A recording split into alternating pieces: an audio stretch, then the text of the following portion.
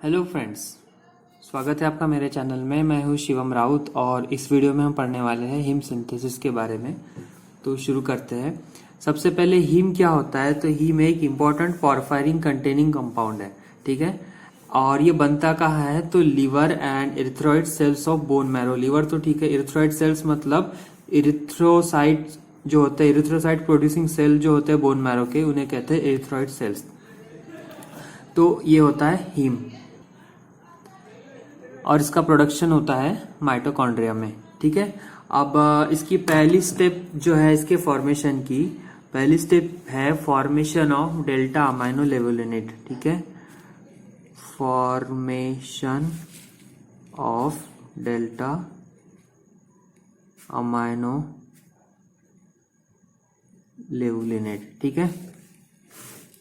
तो ये देखते हैं क्या कैसे होता है। जो डेल्टा अमाइनो लेवुलिनेट है ये बनता है ग्लाइसिन प्लस सक्सिनिल कोएंजाइम में इन दो कंपाउंड्स के कंडेंसेशन से बनता है in presence of enzyme delta amino levulinate synthase, ठीक है। ये एंजाइम है या फिर इसी को बोलते हैं ALA सिंथेस, ठीक है। ये हो गया। अब इससे आगे बनेंगे, यहां आगे हम लिखेंगे डेल्टा अमाइनो लेवुलिनेट, ठीक है। ये जो स्टेप है ये एक रेट कंट्रोलिंग स्टेप है पॉरफायरिन सिंथेसिस में। हीम सिंथेसिस में ये एक रेट कंट्रोलिंग स्टेट होती है। ये जो है डेल्टा अमाइनो लेवुलिनेट ये PLP डिपेंडेंट है, मतलब पायरिडॉक्सिल फॉस्फेट पे ये डिपेंड करता है। ये जो है ये है PLP डिपेंडेंट एंजाइम, ठीक है। अब नेक्स्ट स्टेप है सिंथेसिस ऑफ पॉर्फोबिलिनोजन। नेक्स्ट स्टेप इसमें आती है सिंथेसिस ऑफ पॉर्फोबिलिनोजन, ठीक है। तो पॉर्फोबिलिनोजन कैसे बनता है? 2 मोल्स ये डेल्टा अमाइनो लेवुलिनेट के 2 इंटू डेल्टा अमाइनो लेवुलिनेट, इसके 2 मोल्स जाके एक साथ मिक्स होते हैं, एक साथ फ्यूज होते हैं इन the presence of enzyme ALA डिहाइड्रेटेज और वो बनाते हैं पॉर्फोबिलिनोजन,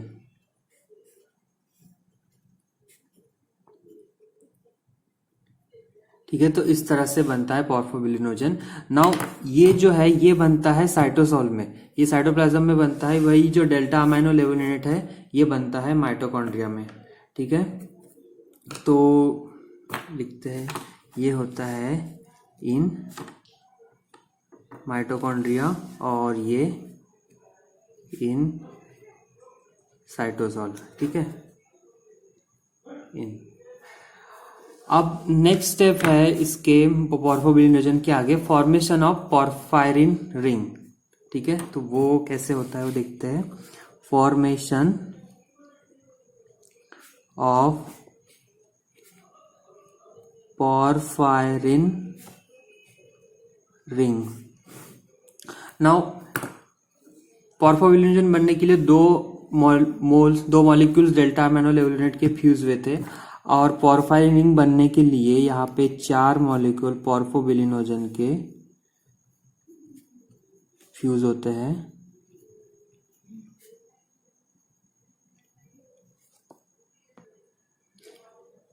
इन द प्रेजेंस ऑफ एंजाइम, यहाँ पर 2 एंजाइम काम आते हैं। सबसे पहला है यूरो पॉरफायरिनोजन 1 सिंथेज, मैं लिख लेता हूँ।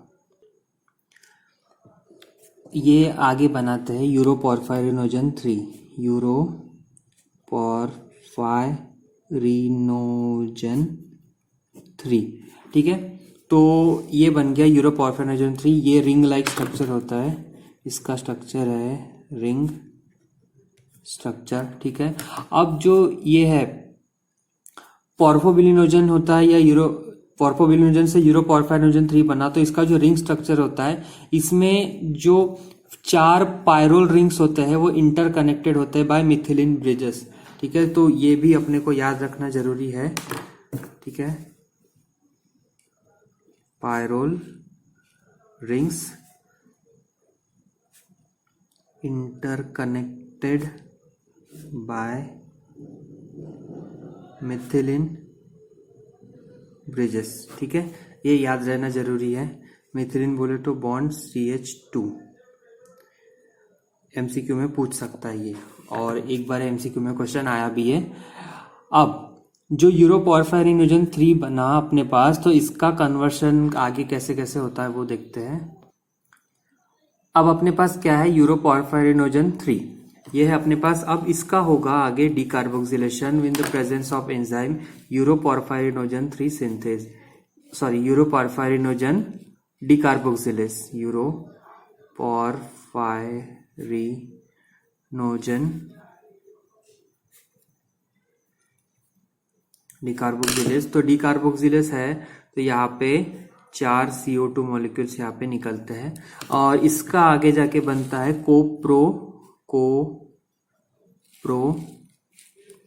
पोर्फायरिनोजन 3, ठीक है। अब अपने को मिला यहाँ पे पोर्फायरिनोजन 3। पोर्फायरिनोजन का होता है अब आके ऑक्सीडेशन, ठीक है। तो इसका होगा oxidation in the presence of enzyme, वही इसका ऑक्सीडेज, तो पोर्फायरिनोजन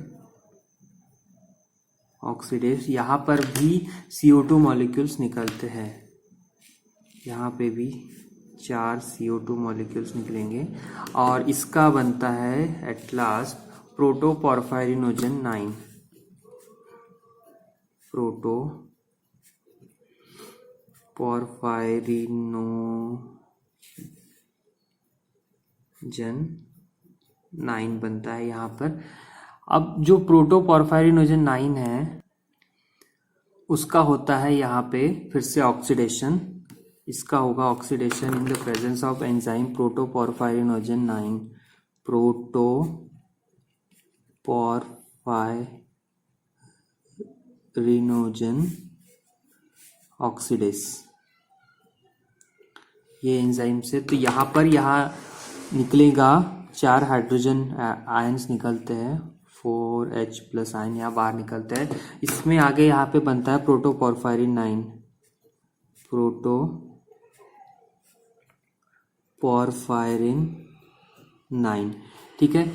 अब प्रोटोपोर्फायरिन 9 अपने को फाइनली मिल गया है। अब इसका डायरेक्टली बनता है हीम। तो इसका हीम कैसे बनता है, in the presence of enzyme ferrochelatase या फेरोकिलेटेस, कुछ भी बोल सकते हैं, फेरोकिलेटेस।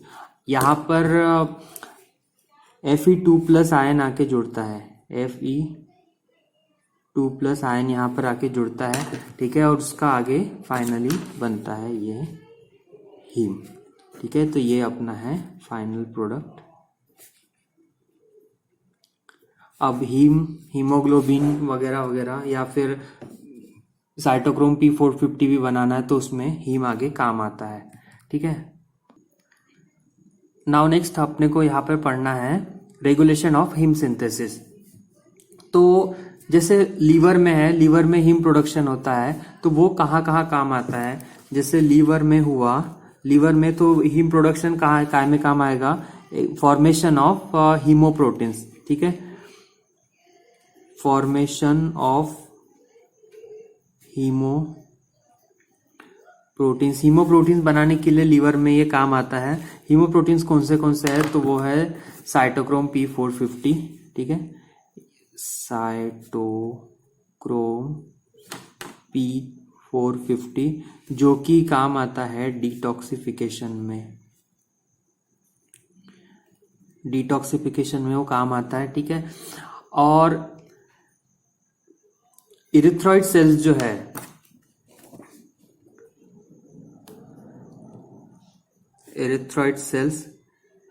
इरिथ्रॉइड सेल्स में जो हीम है वो हीमोग्लोबिन बनाने के लिए काम आएगा, ठीक है, for formation of haemoglobin. Liver में हीमोप्रोटीन्स और इरिथ्रॉइड सेल्स में हीमोग्लोबिन बनाने के लिए काम आता है। नाउ यहाँ पे कुछ मैकेनिज्म है, जैसे लीवर में कैसे उसका होता है रेगुलेशन, और एरिथ्रॉइड सेल्स में कैसे होता है। तो सबसे पहले हम देख रहे हैं रेगुलेशन इन लीवर, ठीक है। पहला है रेगुलेशन इन लीवर। अब लीवर में कैसा है कि सबसे मेन, लीवर क्या है, अपना मेन डिटॉक्सिफिकेशन ऑर्गन है। कोई भी चीज है, ज़ेनोबायोटिक्स वगैरह जो रिएक्शंस होती है वो होती है लीवर में। अब हमने बोला कि जो साइटोक्रोम P450 है उसी के द्वारा ही सारा मैक्सिमम डिटॉक्सिफिकेशन होता है, ठीक है। अब लीवर में क्या है कि जो हीम है या फिर उसका ऑक्सीडाइज्ड प्रोडक्ट है हेमिन, HEMIN, हेमिन। सबसे पहले हीम है या उसका ऑक्सीडाइज्ड प्रोडक्ट या फिर हेमिन है जिसमें Fe3+ रहता है, ठीक है। तो ये कंट्रोल करते हैं एंजाइम एक्टिविटी। कौन सी एंजाइम एक्टिविटी? तो ALA synthase, delta amino levulinate synthase, क्योंकि यही तो मेन एंजाइम है जो हीम सिंथेसिस में सबसे पहले काम आता है। और हमने इसमें भी कहा था कि ये रेगुलेटरी स्टेप होती है, ये जो है फॉर्मेशन ऑफ डेल्टा अमाइनो लेवलिनेट, ये होती है रेगुलेटरी स्टेप, ठीक है। अब ये कैसे कैसे काम आए, ये एंजाइम एक्टिविटी को कैसे रेगुलेट करते हैं। तो सबसे पहला इसमें मैकेनिज्म होता है by feedback inhibition, feedback inhibition. दूसरा है रिप्रेशन ऑफ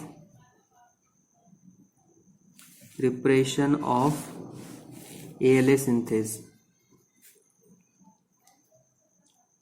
एंड थर्ड है इनहिबिशन, मैं लिख लेता हूं पहले, और थर्ड है inhibition of transport of ALA synthase from cytosol to mitochondria.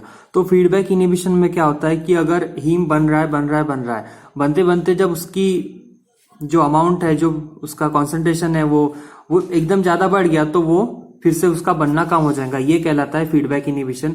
Repression of ALA synthase, मतलब जो ALA सिंथेस एंजाइम है उसको किसी तरह से डिप्रेस किया जा रहा है, रिप्रेस किया जा रहा है, तो उसके कारण हीम बनना कम हो जाएगा।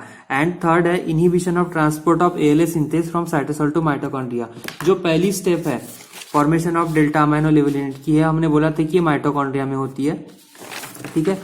तो जो ALA सिंथेस है वो बनता साइटोसोल में है, उसको माइटोकॉन्ड्रिया में to the site of action उसको पहुंचाना रहता है, लेकिन उसके ट्रांसपोर्ट सिस्टम में कुछ गड़बड़ी आ गई, उसके कारण भी हीम बनना अपना बॉडी में कम हो सकता है। नाउ कुछ ड्रग्स होते हैं जो ALA सिंथेस की एक्टिविटी को डिस्टर्ब कर सकते हैं, वो कौन से हैं? तो drugs affecting ALA activity. Now जो अपनी हीम साइकिल हुई, हीम सिंथेसिस हुआ, तो हीम सिंथेसिस लिवर में क्या किस काम आता है? For formation of production of, ठीक है, जो हीम सिंथेसिस है ये किस काम आता है? For production of cytochrome P450, ये बहुत ही इंपॉर्टेंट एंजाइम है।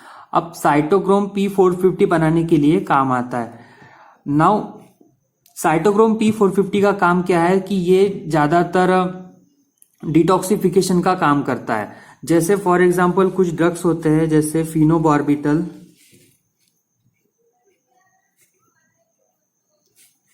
इंसेक्टिसाइड्स होते हैं कुछ, या कार्सिनोजेंस एक्सेट्रा। इतनी सारी जो चीजें हैं फॉर एग्जाम्पल बॉडी में समझो इसका ये खिला दिया गया इंसान को, फिनोबार्बिटल या इंसेक्टिसाइड या कुछ कार्सिनोजन इंसर्ट किए गए, तो अब साइटोक्रोम P450 का तो काम बढ़ जाएगा कि वो इनको डिटॉक्सिफाई करे।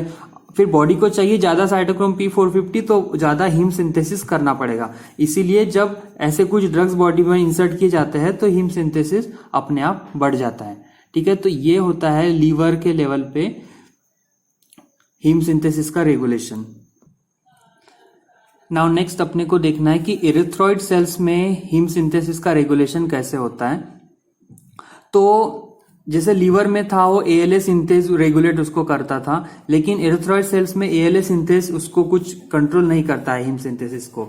इसमें मेन कंट्रोलिंग फैक्टर्स होते हैं यूरोपोर्फाइरिनोजन सिंथेस, यूरोपोर्फाइरिनोजन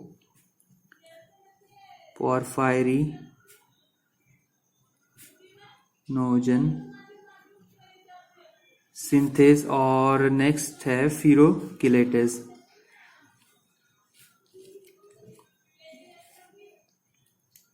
ये दो जो है ये हीम सिंथेसिस को रेगुलेट करते हैं in erythroid cells for formation of heme. अब साथ ही जैसे सेलुलर अपटेक ऑफ आयरन बढ़ गया, आयरन अपटेक बढ़ गया सेल का, तब जाके भी हीम सिंथेसिस बढ़ सकता है। ठीक है, तो इसमें एक छोटा पॉइंट ये है कि cellular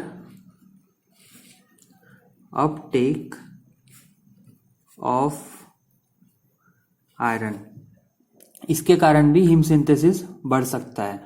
now heme synthesis इरिथ्रॉइड sales में हीमोग्लोबिन बनाने के लिए काम आता है। ठीक है, हीम जो है हीम प्लस ग्लोबिन हीमोग्लोबिन बनाएगा, तो हीम और ग्लोबिन इन दोनों का जो प्रोडक्शन है वो एक बैलेंस लेवल पे साथ साथ में होता रहता है। जितना हीम उसी के प्रोपोर्शन में ग्लोबिन होना चाहिए, ये पूरा सेल मैनेज करता है। सब पेपर में आया तो ऐसा लिख सकते हैं कुछ भी। ठीक है, तो इसी के साथ अपना हीम सिंथेसिस यहाँ पे कंप्लीट होता है। अगर आपको चैनल वीडियो पसंद आए तो इसे लाइक कीजिए और सब्सक्राइब जरूर कर देना। Thank you.